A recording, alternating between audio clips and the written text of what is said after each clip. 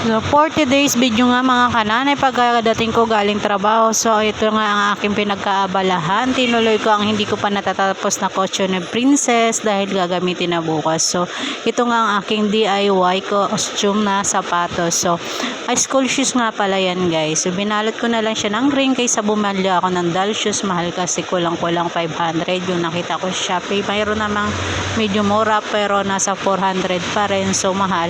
So, ayan, binalutan ko na lang siya ng tirang tela na ginawa kong damit. So, ayan nga guys, nagkuha muna ako ng pattern ng sapatos niya, tsaka ko siya tinahi guys. So, ayan. So, kailangan talaga natin maparaan. So, para makatipid tayo. So, sa wakas nagawa ko naman ng maayos, nabalot ko naman ng maayos at gumawa na rin ako ng designs na bulaklak na pandikit sa ibabaw.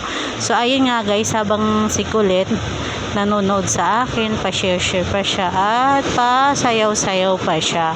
So, ayan nga guys, oh. So, eto na nga guys, oh, sa wakas natapos ko na rin ang bulaklak. So, ayan na nga guys, oh.